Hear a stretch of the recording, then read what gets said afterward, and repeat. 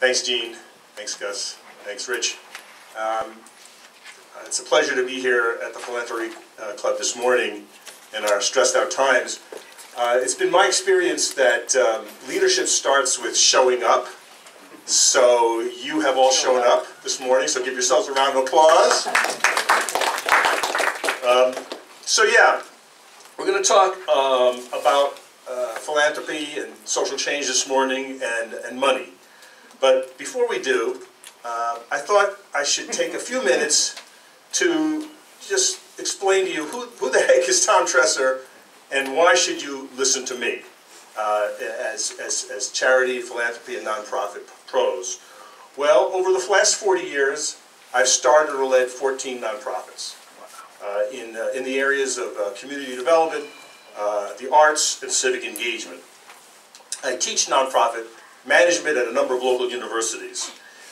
Recent civic work over the last, say, 7 years includes stopping the privatization of the parks system through a group called Protect Our Parks. I was one of the leaders of No Game Chicago. We fought for a full year to derail the Olympic bid. Remember that? It was the Olympics all the time back in 2009. And we went to Switzerland, to the headquarters of the IOC, to say no thank you to that disaster. Now, years later, all the papers and civic experts who were loving the Olympics are saying, woohoo, woohoo, what a great thing that we didn't get the games. Well, where the hell were they 7 years ago? I ran for Cook County Board President in 2010 on the Green Party ticket. I started something called the Civic Lab in the West Loop, which was a physical space for civic innovation, civic engagement, and civic education. We had a marvelous 2 years. Thousands of people came and went. We taught 75 workshops on all things civic. I started the TIF Illumination Project, and we explained what TIFs are, tax increment financing, which is a giant slush fund. And I've done 75 public meetings just in the last 3 years. So I call myself a civic educator and a public defender. We'll talk about that in a minute. The Civic Lab, as I say, was a marvelous place. This just gives you a few examples of what happened at this wonderful space in the West Loop. Meetings, classes, all kinds of convenings and making. We make stuff. We made stuff there. My approach to civic work, I think, is worth speaking about just ever so briefly. I do deep research into causes and conditions. I do deep research on the opposition. And there is an opposition in this work that we're going to speak about today. And I want to know is what's working. But I also do critical reflection on us, you know, the good guys. We're the good guys, you know. We're the guys who stand for justice, for inclusiveness, compassion, right? Holistic thinking, right? We care about justice. We care about the folks who don't have, right? We care about for everybody. It's not just me, me, me. So that's kind of who's in the room, right? Well, I am critical of us as a community, as a sector, if you will. I'm about building community, and I'm very big about building infrastructure. And that's, if you take nothing away from my talk today, just remember that word, infrastructure for justice. But it's got to be sustainable and scalable.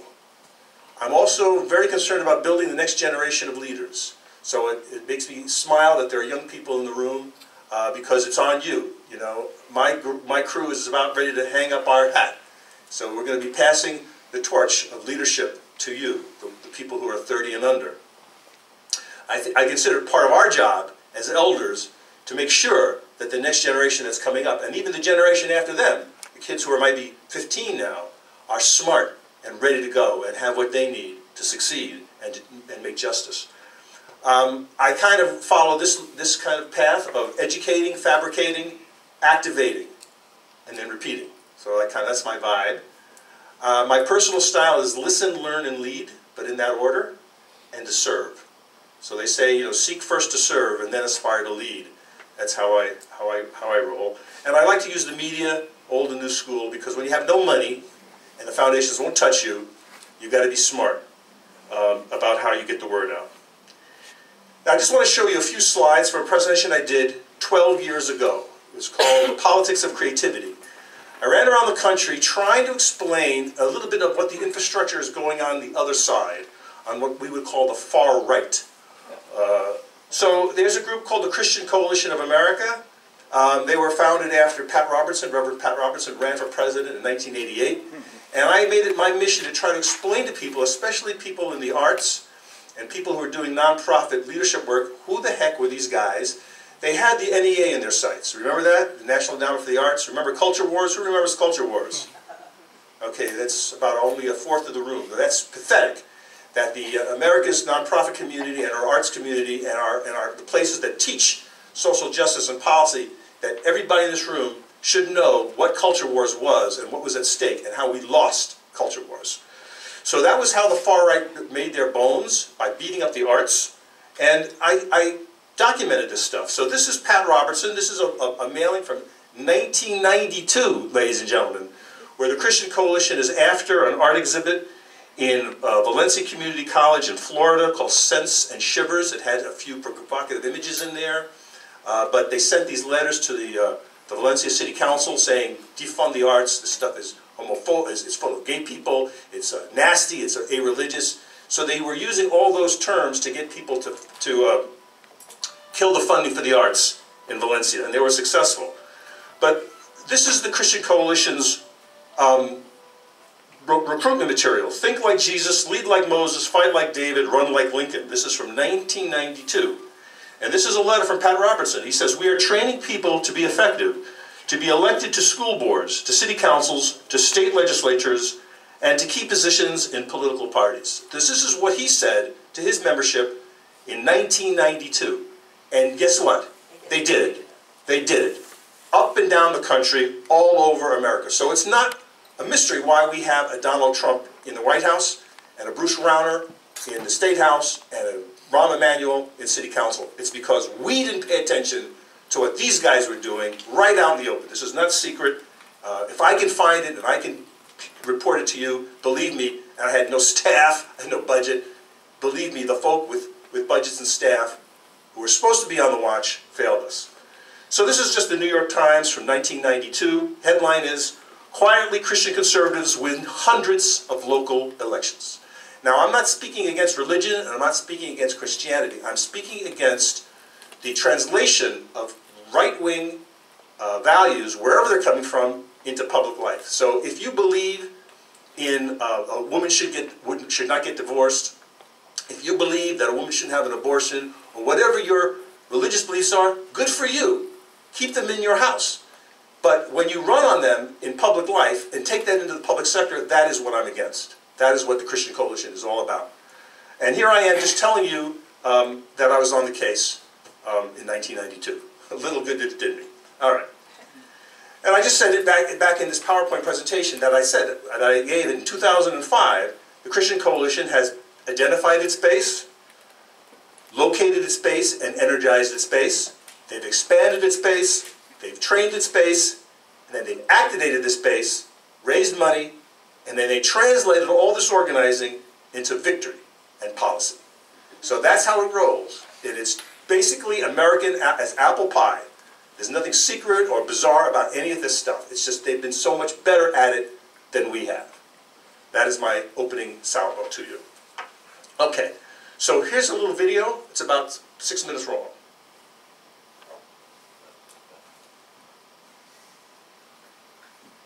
Okay, let's see where we get some. Okay. Why aren't we having we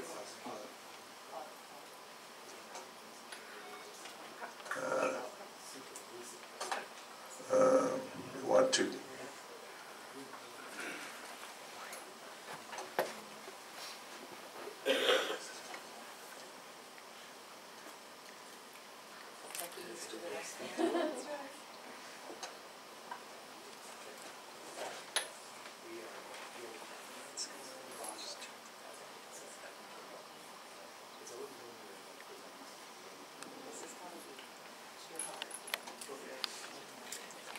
Well, all right, I'll just put words in President Eisenhower's mouth. This is his farewell speech that he gave in 1961, and it's famous because he's warning us against the industrial military complex. So this is the guy that won World War II, and he was elected to 2 terms in the presidency, and what does he choose to leave with us as he leaves office as the young President Kennedy is moving in.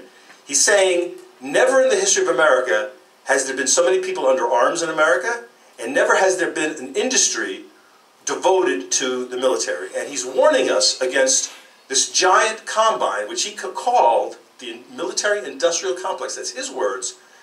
He said he warned us against them becoming the dominant driver in the American democracy, that they would take over, essentially, driving policy forward from that day. And he was warning us as a departing president and a former five-star general. And unfortunately, we didn't listen to him. However, we did listen to this guy, who's coming up next.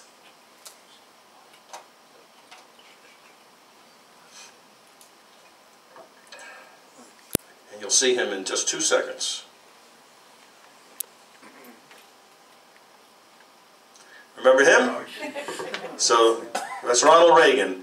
And he's giving a speech in 1964 where he is basically castigating the pointy-headed liberals, essentially, in Washington that are running America. It's like, we don't need the folks in Washington to tell us what to do. So this was a speech he gave, you know, back in almost 50 some odd years ago. And then we fast forward to his inauguration, 1981, where he said famously, you remember this, he said, government is not the solution, government is the problem.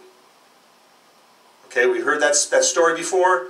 So we didn't listen to Eisenhower, and we sort of forgot this industrial military complex. We sort of let them run amok so that we spent trillions of dollars, you know, on the war and war making. We didn't listen to him, but we did listen to this guy, and we're sort of been hypnotized to think that government is the enemy, government is incompetent. And believe me, as a critic of government here in Chicago, I am a critic of local government. I mean, there's a lot to criticize, but I believe in government. I guess that's another thing that I'm leaving you with. I believe in government as a solution to our pressing social problems. But we have to have good governors. Now, I'm just going to say that from Mr. Reagan's presidency, it's been all downhill, thanks to his policies.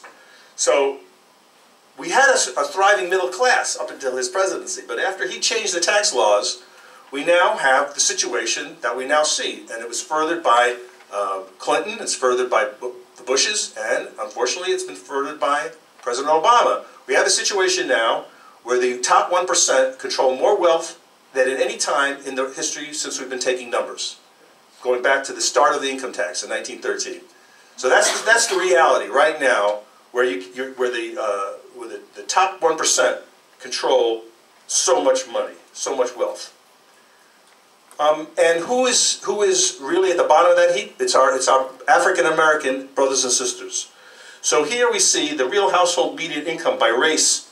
The top number up here, that's Asian. This is white, not Hispanic. Then all races, that's this green line.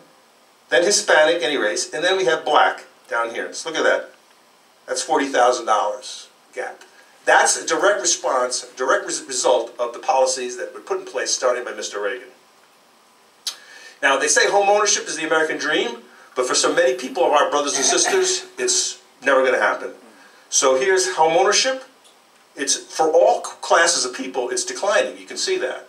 But still, non-Hispanic white is up here. It's over the 70% mark. And down here, black alone, we're talking about just over 40%. So that's a 30-point spread. And since households is a way that you bank your equity, you bank your wealth, we can say that a lot of our African American brothers and sisters have no wealth. They have no equity because they don't have homes. So they're renting. And it finally leads to this very sad chart. This is a total household net worth. In 2009, the white folk are up here with a $265,000 median household worth. And down here, the African American families are at a net worth of under $29,000. This is a $236,000 spread. Okay? That is insupportable. That is at the heart of everything that we're talking about here, or everything we ever will talk about. Whether it's crime or health or you name it, you cannot have a society where that's kind of differential between a black family and a white family. It's just It's just not possible. But it didn't happen by accident, my friends. It didn't happen by accident. We got here because it was engineered. It was done with intent. And therefore, the great American dream is a myth. You remember Horatio Alger, you know, if you work hard, you pull yourself up by the bootstraps? BS. This chart shows steadily a decline in the likelihood that a person will make more than their parents. And that's after all the American dream, isn't it? Your parents struggle, you go to school, you blah, blah, blah, you know, and then you get a good job, and then you make more than your parents did, and therefore more than your grandparents. And is that the stereotypical American dream? Well, this chart shows it ain't happening. So the chances are, every year, of a person making more than their parents, statistically, is declining. Which means that the economic mobility in this country is flat. So this chart shows, again, the statistical chance of a person's earnings tied to their father's earnings or their parents' earnings is about statistically equal to England. Right? We fought a revolution to get rid of the king, right? In England, you know, if your father was the baron or the lord, then the son is what? The baron. The baron or the lord. What if the son is an imbecile? Still the baron or the lord. Baron imbecile. What if the son, if the father is the shoemaker, and the son is, or the daughter is a genius? What's the offspring? Could be a shoemaker. Could be a shoemaker. Yeah. That's we fought a revolution to get away from. The idea that you won't be bound by your caste. You know, we don't like that word in America. But this chart shows that it's statistically, we're statistically even with England with its 2,000 years of feudal and monarchy heritage. We have not learned our lessons, ladies and gentlemen. And if you go to the right on this chart, you'll see Sweden and Finland and Norway. In those countries, which are of course much different than ours, the child's future is not tied to the situation of their parents. In other words, there's more economic mobility, there's more elasticity, there's more equity in those countries. So this American dream thing is a mirage. And it's on us to fix it. And that's the headline. Born poor in the USA, ladies and gentlemen, you're going to die poor in the USA. And that's not the world I want to live in. Now, unfortunately, we have more bad news. In Chicago, we get a trifecta of bad leaders. We have a multimillionaire mayor. We have a centimillionaire governor. And we have a billionaire president.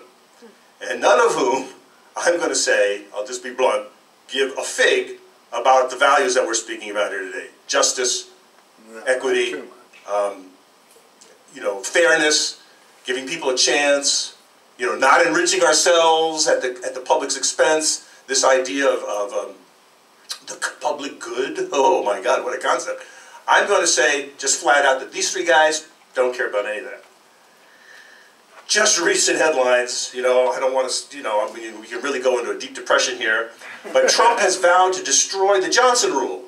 Now that would essentially be an attack on the separation of church and state. And if that happens, we're back to a monarchy and a theocracy and a plutocracy all mixed together with a fascist orange twist. Trump moves to roll back Obama-era financial regulations, like we didn't learn from the failures, where we bailed out our financial institutions to the tune of $14 trillion. That's your money. We bailed out Lehman Brothers and Goldman Sachs and Wells Fargo, which is a criminal enterprise.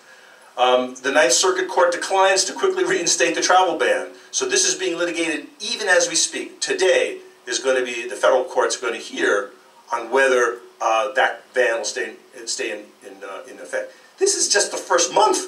This is just the first month of the Trump presidency. Okay? So you get my sense of alarm. All right.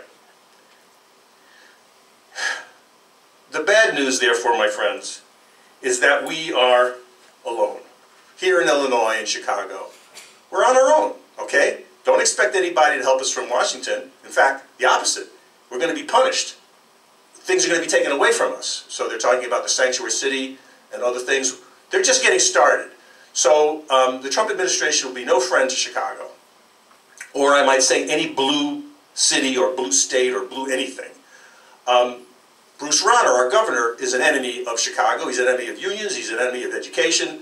He's a privatizer, so all these people are not going to send any help to Chicago either. Okay. So, unfortunately, to deal with all this, we, as a sector, are bringing a knife to a gunfight. In fact, that's even generous. We're bringing this to the gunfight. Boom! Let the record show Tresser shot a rubber band in the audience. I hope I didn't kill anybody out there. So we're bringing a rubber band to a gunfight. Not even a good knife. So, here's my first of 3 challenges to us as a sector. Number 1, Illinois' nonprofit workers, leaders, board members, and constituents have got to organize to elect a governor of this state in 2018 who will champion social justice, equity, and service for all. Let me get an amen on that. Amen. Amen. Yeah. All right. That was pretty weak, but hopefully I'll convince you as time goes on. Amen. Thank you. You're welcome. Thank you, brother. So let's talk about numbers, since politicians are all about numbers, and it's a game of addition. In the governor's race in 2010, the margin of victory was 31,000 and change, called 32,000 votes. In the election between then Quinn and the eventual winner, Rauner, the margin of victory was a little larger, 142,000 votes. So that was the margin of victory to decide our governor. Now, as I said, we have a new race coming up in 2018. Well, how many people work in our sector in the state of Illinois? How about 518,000 people? And this numbers are old. So people who work in the nonprofit world, in our world, is more than 500,000 people. Pretty impressive. Then let's add. Remember, the margin of victory is so. That's how many nonprofits people are working. So you can see we have, by a factor of 5, over the last victory of between the governors. But there's more. These are the people who work in education. So these would be public workers, public sector workers. About 400,000. 400,000 people roughly make their living through teaching our children in the state of Illinois. So if you add the people who work in the nonprofit sector, plus our brothers and sisters in education, you get 903,000 allies. And that doesn't even include the board members. So if there's, just go crazy, say there are 10,000 nonprofits in the state of Illinois, and each board has 9 board members, that's another like 60 to 90,000 people you could add to that list.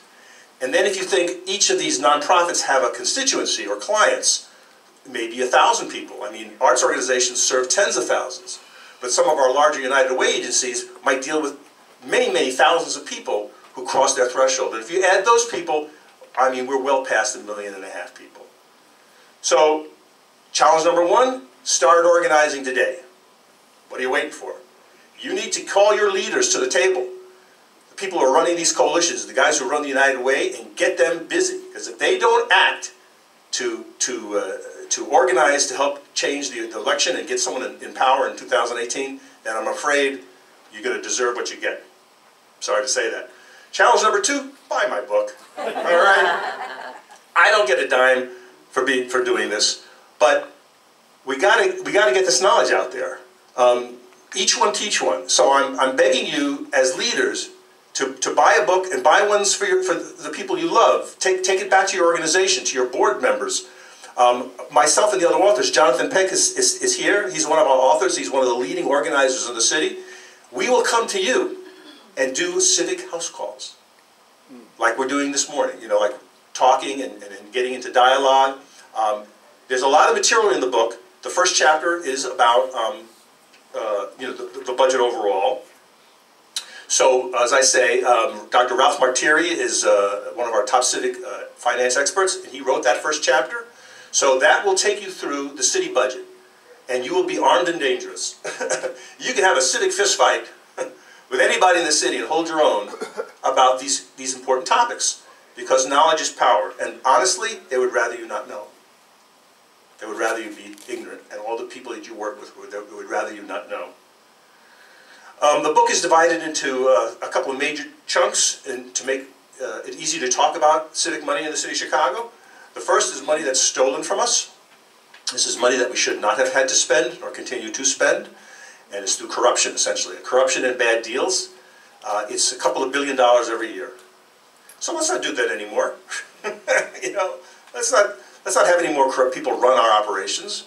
But it requires a change of political behavior. It's easier to say than do. We talk about bad bank deals that the cities have gotten with it, and we also talk about the cost of police violence, which is super real and is not going to affect most people in this room. But it is affecting our cousins and brothers on the west sides and near south side, where folk are getting shot and rousted, and you can't put a price on a lost life, but unfortunately you can put a price on the settlements and the judgments. $600 million in 12 years, right? And that statistic alone should be enough to fire the mayor and everybody in city council. That is unacceptable. You cannot have a city at war with itself. But about 30% of our budget is spent on policing, and that's crazy. That's in the book. So again, we're raising some, tough questions, but I think it's time to raise them and get them answered. I have the second part of the book called Money That's Hidden From Us. This is money we know they're collecting, we just can't find it. It's out there somewhere. And this is tax increment financing, TIFs. So I am strangely obsessed with TIFs, and I've studied them and talked about them all over the city, and it's a giant slush fund. That's the best way to talk about it. There's $1.4 billion, $1.4 billion sitting in TIF funds right now that would be available if the mayor and the city council chose to liberate them back to the units of government. $700,000 would go to the Board of Education, and that would be a one-time bump. So you wouldn't have to close schools and cut schools. And just yesterday, another $49 million in cuts were announced for our schools. All told, since Emmanuel came into office, it's $2 billion in cuts. I've lost track of how many teachers and professionals. The last time I checked, it was over 2,000. But there's only 23% of our schools have librarians. Okay, that is just not acceptable. You can't be a city of greatness. You can't have a world-class city if kids are not reading at or above grade level. I mean, every child in Chicago has to read at or above grade level, let alone having an art teacher or a music teacher and all that stuff that we know. And class size, by the way, no more than 20. No more than 20, because that's what it is in the suburbs. Right? If you're a parent in the suburbs and you go into a classroom and your child out in Glencoe or Wilmette or whatever, and you walk into a class with 40 kids, you're going to throw a conniption fit. My God, you're going to be down there in the principal's office in 2 minutes. Right? And that's what happens out in the suburbs. It won't happen out there. But in Chicago, kids learning in the broom closet, that's standard practice. Unacceptable. So the mayor talks about making Chicago a world-class city by building another Ferris wheel. Right? They tore down the old Ferris wheel, which is a fine little Ferris wheel, and they tore it down and they built up a bigger Ferris wheel for $25 million. Because that's how these guys roll. It's all about tourism and pouring concrete and the 5 wards that are the main super loop. That's where all their thinking is, and that's where it's been since Daniel Burnham published his plan in 1909. It hasn't changed. A beautiful city means a city that's good for the rich people, or the white people, really. And so we run our city accordingly, and the other 45 wards, go screw yourself. Or the mayor would say it another way, but this is a family affair, I don't want to offend you, but he is not paying attention. But it's by design. As I'm saying, it's not new. This has been going on for 100 years. Money that's hidden from us. And finally, money we're not collecting. So this is where we get into civic imagination. We have some wonderful essays here about a progressive income tax for the state. So all the people that understand finances at the state level say Illinois has one of the worst, least progressive, that is to say, most unfair in America. There are only 3 states worse than us, and Mississippi is one of them. We're number 1 in being crappy, for being unfair.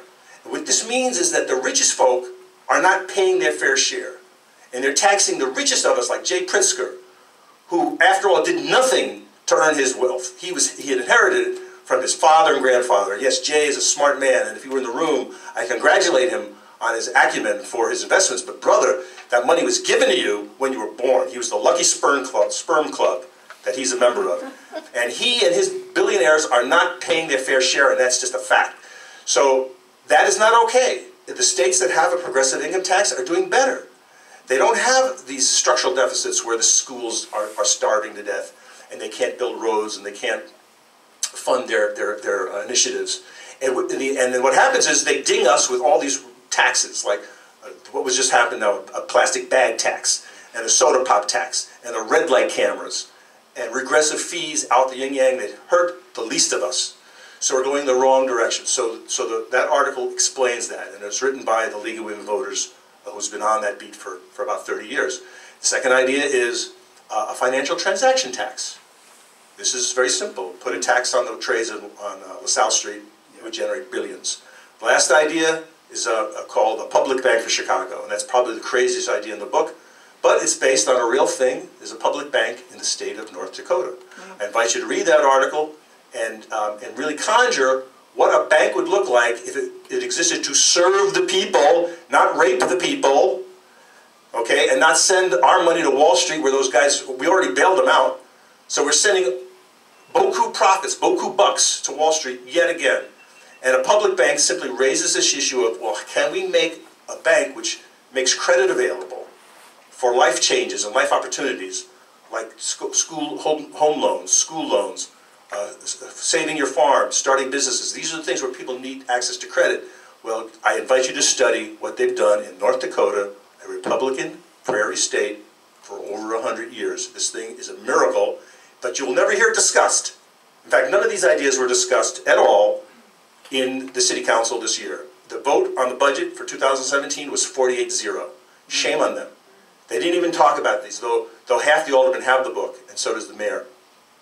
But it's going to take you guys pressuring your aldermen to demand a budget hearing in your ward now, even though the budget has been passed. You want to know what's going on, because you're going to get dinged $1,700 a year, every one of you who live in the city of Chicago, who pay property taxes, as a result of those decisions. Okay, so the challenge number 2 is get the books and each one teach one. Organize. Spread the knowledge. Challenge number 3, again, I sound like I'm selling, but I kind of am. Become a public defender. This is a new initiative of the Civic Lab. You go to publicdefender.us. This is what we're going to do with the Public Defender campaign. We're going to uplift the very word public. Because as you guess from my point of view and my neurosis here, I treasure public. If it's got the word public on it, I love it. So I say public, and you think what? Public what? Education. Public education. Public what? Radio. Public libraries. Public what? Radio. Transportation. You get it? We could have a long conversation about these wonderful things, including the parks. I love our parks. I love our beaches. They're second to none. But we need more. We need more. Fire department. You know, if anybody's ever had a fire in their house, you know, the fire department, you rely on them. Public housing, public health, and even public water. You know, Chicago is one of the pioneers of its public water system, and it's like something you don't even think about. But when every time you go to take a drink of water, the public is serving you, ladies and gentlemen. Okay, and we need to pay for these things, because that's what really makes the city great. It's the public stuff, not the private stuff. The private stuff sits on top of the public stuff. You get me? You can't have a robust public sector, the jobs and everything that they call, without the public sector first. The roads, the laws, the courts, the schools, the libraries, all that stuff, which we've maintained as a country for 200 years, that's what the private sector sits on. And they would have us believe it the other way around. But we've been hypnotized back to that guy, remember him, Reagan? Yes, that's him talking. So we need to like deprogram ourselves. All right. So the mission of the Public Defender Project will be to protect and expand the public sector, both its services and assets, and therefore to stop privatization. I am an opponent of privatization. We want to build an infrastructure for progress and justice. Remember my love of the word infrastructure. We're going to litigate, educate, and activate and train people. We're going to have a campaign school for people to run for office as public defenders. We want our public officials to be public defenders, not public thieves and public incompetence, which is what we have. This thing is going to be membership driven and supported. Our first set of campaigns, we're going to litigate to take the meters back. Can I get another amen? Yeah. Amen. Take the meters back. You know, we went to the payday loan store there. I hope you realize that. We got $1 billion in ready cash in 2008, which we spent in about 10 minutes. And Morgan Stanley will reap $10 billion in profit over the life of the deal. $10 billion. Now, you know in your daily experience, you know there are meters where there were no meters. You know the rates have quintupled. And you know these meters are going way longer than they used to. You know that. Every day you know that. Well, you are reaping the benefits of the worst deal in American public history. We are ridiculed around the world for selling our meters. When activists and organizers are trying to explain these thorny concepts of public and private and why the public sector is needed, all they have to do is show a picture of a meter. That's all they have to do. And people in like Uruguay and Antarctica go, ah, what a stupid thing, you sold your meters. Ah, it's so stupid, you know. Well, it's more than the money because we sold the right of way. We sold our policing powers. Anytime you sit down to talk about things like traffic congestion or getting rid of, lowering asthma rates, and all kinds of things that don't necessarily have the word meter on it, Morgan Stanley's at the table and they must be paid. When you take a meter offline, you have to pay $2 million or make that meter reappear somewhere else. So that's Morgan Stanley sitting at the policy table, and that is not how you run a city. That's why I say public first. All right. Just change it to like, what is it, like an hour? Yeah. Oh, no. Don't restart. Okay. We're going to end TIFs, okay? I'm just going to say we're going to litigate and end these things. On the civil rights basis alone, they're hurting our communities of color and our communities of modest means. They're not working. We're going to litigate to end them on the basis of civil rights. We're going to cut class size in half. We're going to fight. I mean, I think we need to be bold and breathtaking. Our children deserve nothing best, nothing worse. We want to reopen the clinics that were closed. People have died and will continue to suffer because our clinics went the wrong way. We need more, not less. And we're going to restore the cuts to the schools. So as I said, $2 billion in cuts since 2011.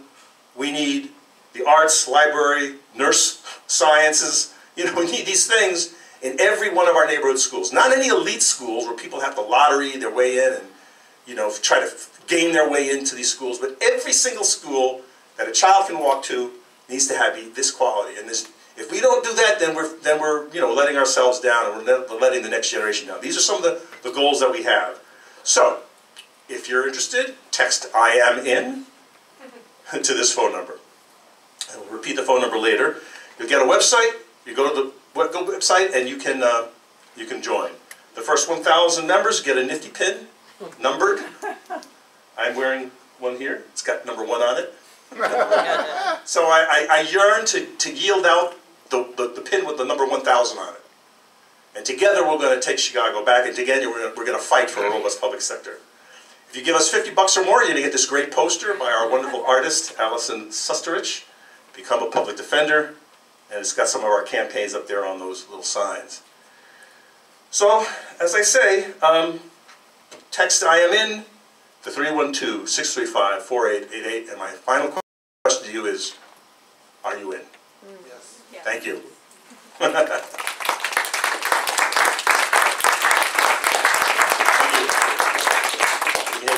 Questions or comments? Jean, do you want to sort of facilitate? Oh, okay, I think let's open it up, and we always have no trouble filling the last half hour with good comments. There's a hand way back. He gets first. Please stand up and speak loudly. I appreciate what you're sharing with us, and I understand what you're asking us to do. Are you suggesting this as an alternate political party, a separate movement?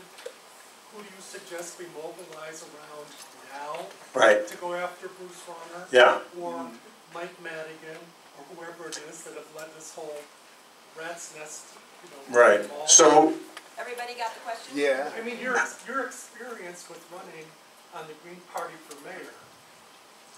so I would say to the nonprofit leaders, voter registration campaign. They'll bring 100,000 people to the polls. This is perfectly acceptable as a nonprofit activity. But this means that you've got to free some resources up in your organization. There should be one person on every staff, in every nonprofit in America, in my opinion, who's a deputy registrar, and is able to register their own staff people and all their constituents. And you need to explain to your constituents who are consuming your services, whatever they are, especially if they're getting them for free. Look, we're not going to deny you the service, but you need to understand what's at play here, and we urge you to vote, register and vote, and we're going to make it easy for our constituents to vote. So as people come to you through intake, however people cross your threshold, be you an arts organization or whatever you are, you need to get in this mode of explaining to people why they should vote. Because if they don't put the right people in office, then you die.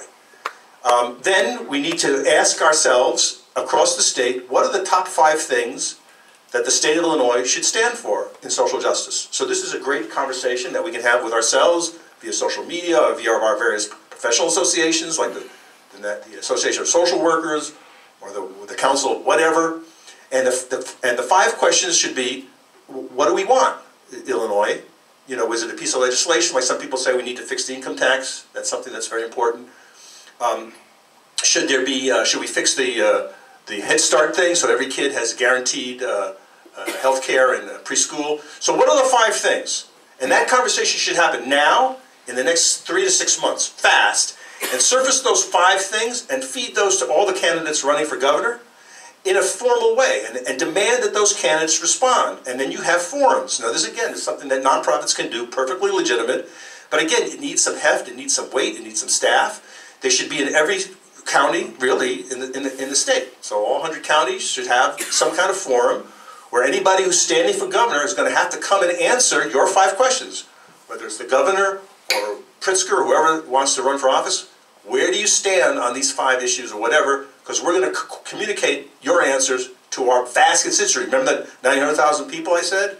We're going to communicate to those people your answers or non-answers. So that is the short answer to your question. Can you add a little bit about how do you become a deputy registrar? Does anybody have one in their organization? I'm one. You're one. Well, you'd have to go into, you get the training from your city. So whatever your municipality is, so in this case the city of Chicago, the Board of Elections has regularly scheduled trainings, I'd say 2 or 3 a month, and they ramp up as we get into election season, and the county. So to register people in the city of Chicago, all you need is your credentials from the Board of Elections here. To register people in exurban Cook County, you need a credential from David Orr's office. So then I can register people anywhere from outside of the city boundaries. And they're very easy to do, but you don't even need that. You can get voter forms from your local Board of Elections. So the voter form allows people to just sign it, and you don't have to have any credential. You just walk those forms to the Board of Elections in a timely manner. But you need to keep track of those people when you register them in that way, and you keep your own database so you can email them later and say, did you get your card, to make sure that the city doesn't lose them. So it requires a little bit of organizing. But it's no big mystery. I mean, my first voter registration campaign was in 1974. Wow. So I've been on this tip for 2 generations. And if you're not in the game, because let's look. These politicians, they have a reptilian brain. And what I mean by that is they activate on the principle of, can you help me or hurt me? This is very simple. So a politician, I don't care who they are, will say to you as an organizer, as a social justice champion, they'll just say to you, can you help me or hurt me? And by that I mean keep my job as an elected official. If their judgment is you as a field cannot help them, then you're invisible to them. I don't care what you do, I don't care how many reports you gin out about how great this human services are in America and how many jobs you created, blah, blah, blah, how many lives you saved, you're invisible to them. If you can hurt them, then they go, whoa, what did you say again? How can I help you? If you can help them and hurt them, they're going to be in your face every day. How can I help you, Ms. Nonprofit Illinois leader? But when you can neither help nor hurt, then you're out of the game. So that's what I mean by reptilian brain. So nobody's going to have a full-time voter registration person on your staff, but getting somebody or several somebodies on your staff qualified. Yeah, like that's what I'm talking about. Yeah. Very doable thing. Yeah. I heard Sister Simone Campbell speak this past weekend, who is the Nuns on the Bus famous person, and she said on this last bus trip, she discovered, talking with a woman, I think in Indiana, who would be one of our clients, nonprofit clients, who said she didn't vote because she just didn't feel capable of sorting out all the negatives. Who's worse? And how sad that those of us who think we can tell facts from non-facts and whatever, and negatives from positives, but that I don't know how many people didn't vote because they felt they couldn't figure it out. And that's kind of a... Well, unfortunately, about 115 million people did vote in this last election for president, and 80 million people who were registered to vote did not vote. So you could say that both candidates were terrible and didn't make the sale. You could say a lot of things, but part of what I've been trying to figure out over my career is to how to get folk in the game. Yeah. And, you know, we need to put our hands on the steering wheel of history, otherwise we're going to get run over by the bus of history. And that's what's happened. And I put it on the nonprofit sector, because that's your job. I mean, you guys are all about justice and helping and all this. And empowering. But you've been strangely adverse to doing power politics, despite my haranguing you for all these years. I don't know why, but whether it's the training, you know, as when you go and you get your master's for social work or whatever, whether it's your professional associations who don't challenge you when you go to the annual conferences, it's those things. It's whether it's your personal makeup, you're a helping person, you have a big soul, and you like look at politics like with disgust. You know, Tom wants me to run for office or something, or he wants me to help someone run for office. That's all icky. But it could be all those things. Get over it. We need to get over it. Any other comments or questions? Gus? I think your point on helper first is absolutely critical. If you don't deal with that, and you got to figure it out in advance. If I come in and I say to you, well, you're just a no-good SOB, and I might be feeling deeply about that, that isn't going to help or hurt you, and you got the power and you got the money and I need it. But I never sacrificed my own values for the sake of yours. Never for money. That's prostitution. So I think your point on helping and hurting is absolutely critical. Thank you. It's the fundamental of American politics. Go ahead, out there. Is all the information that you presented in your book? Not all this is. No, it's the section on the challenge number 2. That's the book. The first section is new. The challenge to Illinois nonprofits is nothing radical there. I mean, you know, there's 1,600 lobbyists in Springfield. So, like the McDonald's owners of Northern Illinois have a lobbyist in Springfield. And you can say that there's no legislation that will come down the pike that these guys don't know about that would help or hurt their business. Whereas where our nonprofit sector is powerless and incompetent in this way. So I'm saying a lot of things. You know, you could say, could we, for those of us who charge something, like say theaters, could you add another 50 cents to your ticket price to help pay for this kind of infrastructure? Because the foundations aren't going to fund this thing that I'm speaking of. So somehow the ingenuity and the way that folk in nonprofits have taken like 50 cents and made it $50 out of it, that's how we go. You've got to apply that same ingenuity, that same yeastiness to this political work, and you better do it now, because the people that are lining up to run for governor are all friggin' billionaires. So they're going to say it's going to be either Rauner or Chris Kennedy or Jay Pritzker. That's obscene. Because they're saying that basically to be a leader in America, you've got to be a billionaire or 100 millionaire.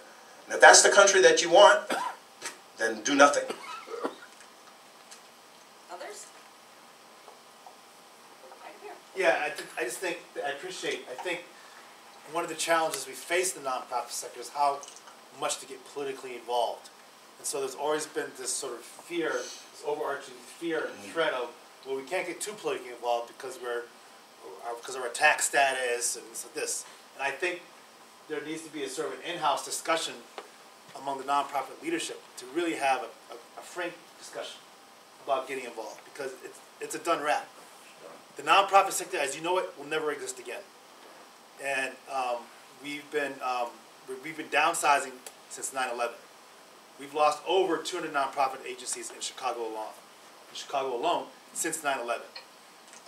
And so as the corporate agenda the corporate sphere takes over the political sphere, because that's what you've seen a complete takeover of this political sphere, i.e. Trump and all his business contracts and the Exxon chief, coalesce and figure out what the political agenda is and get together and push back. Let me ask a question and then get to your question.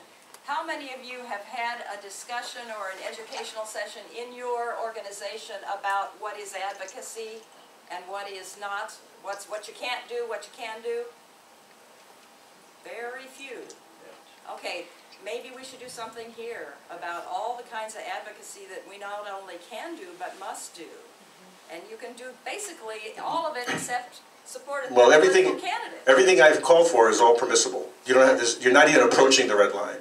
Yeah, not to worry. So go back to your job and ask about who's in charge of thinking through the strategy for your advocacy, for your mission. And now, question to you, comment. This is a small part of what you were addressing. However, my question is, what are your recommendations for a nonprofit that is looking to expand into new areas as a way to bring in more revenue and to better serve its constituents? Well, I don't know what kind of nonprofit are you talking about. What do you do? What's the mission of the nonprofit? I'm thinking more in general. General? Do you need a more specific? Well, I mean, so like Nonprofits 101 is, you operate from your mission, you use social media, you go door to door, I mean, the funding community is part of the problem.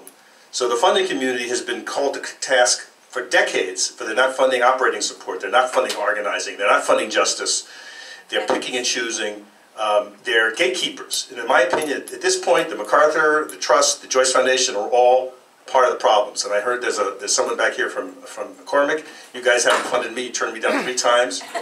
So, no, I don't put you on the spot, but, I presented to the McCormick Foundation the combined journalism and civics crew 3 years ago. So, the foundations have turned me down 15 times. So it's on us as individuals. That's why I'm doing the public defender campaign. It's person to person. So, as a nonprofit, like if you are in a community that's stressed out, do voter registration, do civics, do organizing, do empowerment, especially with young people. That's all I can think of right this minute. Sort of think newly, I guess, whatever your mission is. Think newly about civic engagement, civic education, voter registration, educating people about what the budget is. So if you're a housing organization and you have a bunch of people living in your houses, teach them about the housing budget of the city of Chicago and its history over the last 15 years, and you'll see this. So you could say, I'm someone who's consuming low-income housing. I should know what the context is. If you're guys that are providing counseling services to teenage women or whatever the case may be, explain to those clients where their budget fits in and who to go advocate for. Turn your clients into advocates and take them to City Hall. Have them watch a City Council budget meeting, which is closed and kind of indecipherable. Get them the book. Everybody should read the book. I mean, I think you have to. I think you need to have. What doesn't exist is that these nonprofits, you don't have a policy agenda, and so everyone's in their silo. So the housing groups over here, my policy is housing. I'm not going to worry about the juvenile justice group. And so you have to understand, your constituency are multi-issue people. Nobody walks through any door here that's a single-issue person. I don't walk through this door, I just need housing. I need housing, medical care, education for my kids, etc., etc.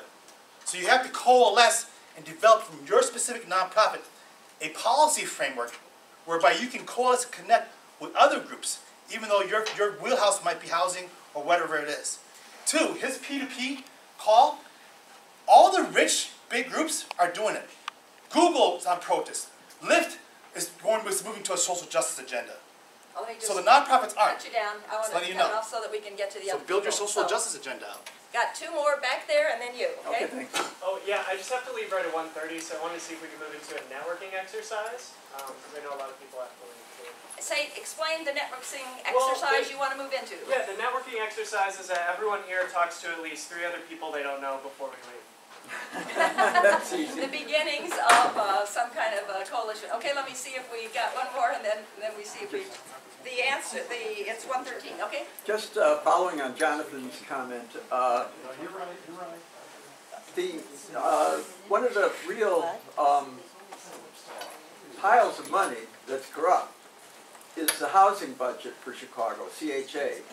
They have $500 million that should be used. And, you know, I mean, first of all, thanks to you guys for raising issues. Appreciate it.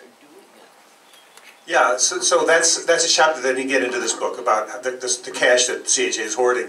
But listen, we can go down these lists of evils and wrongs, and it's a healthy exercise to vent and to make sure we're all on the same page. But I'm begging you, when you go from this room, organize. You've got to call the guy who's at the top of your food chain. So it's the Association of Healthcare Providers, the Association of Social Workers, whatever professional association that you or your organizations belong to, you must get on the phone to those leaders and make sure that at the next conference that they do, there's a track on how to run for office. This is what we're talking about. We're talking about turning our undigested anger and upset and our knowledge about all this crap. We have to channel it smartly, and I'm saying the path to power, at least just one of them, is to make sure we have a lot of candidates in at least a few candidates running for governor in 2018, and many candidates in 2019 running for alderman and maybe a few for mayor.